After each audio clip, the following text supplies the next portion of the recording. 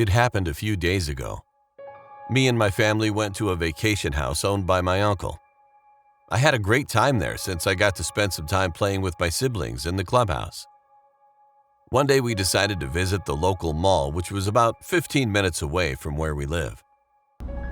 My uncle's family went in another car, and we went in our own. We didn't exactly know where the mall was, so my sister sent us the location, and we followed that. Suddenly, our car stopped in the middle of the road. Fortunately, nothing bad happened, and we somehow managed to park our car beside the road. I called my sister, who was in my uncle's car. They said they had been pulled over by the cops because their car was a four-seater and there were 6 people sitting in the car. After about 30 minutes, my dad found a mechanic and our car started working again. We were now going to the mall, but suddenly our GPS stopped working. Keep in mind that my sister's GPS stopped working too. We then figured out that by the time we would reach there, the mall would have already been closed. Anyway, we headed back to our home and played pool in the clubhouse.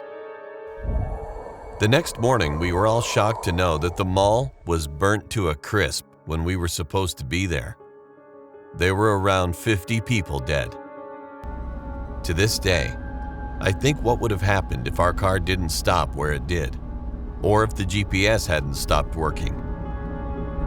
It still gives me chills.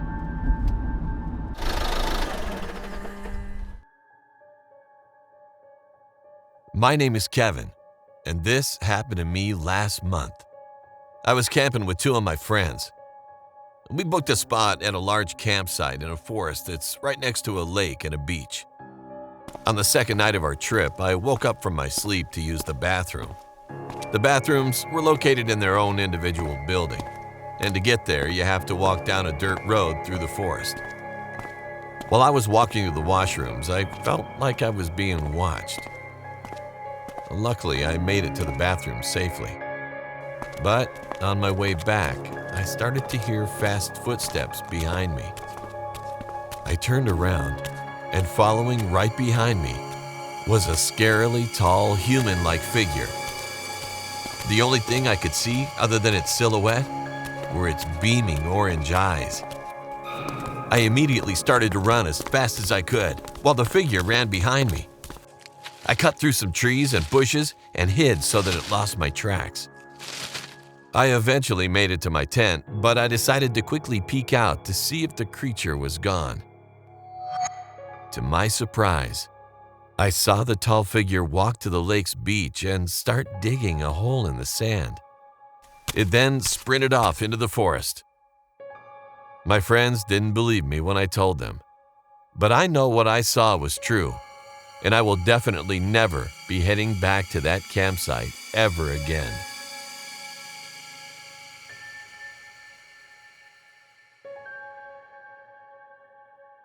I wanted to share my horror story experience with you. I cannot tell you my name because of privacy issues. You can just call me Maybeth. I'm 13 years old and this incident happened to me recently. I had gone to live with my grandmother for summer vacation.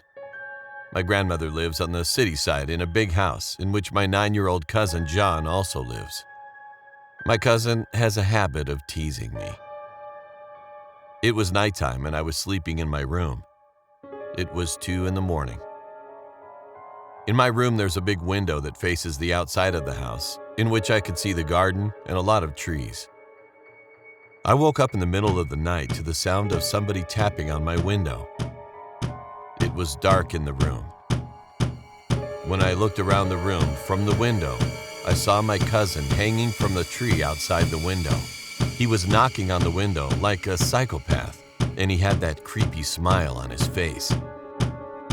I knew that he was not my cousin, but whoever it was, I wasn't going to find out. I quickly ran away from the window while screaming at the top of my lungs. My grandma came and asked me what had happened. I told her all about it, and she said, "You should not worry too much. It is normal for me. I even saw you." I was so confused. I asked Grandma, "What does it mean?" Then what she said next will always remain in my memory.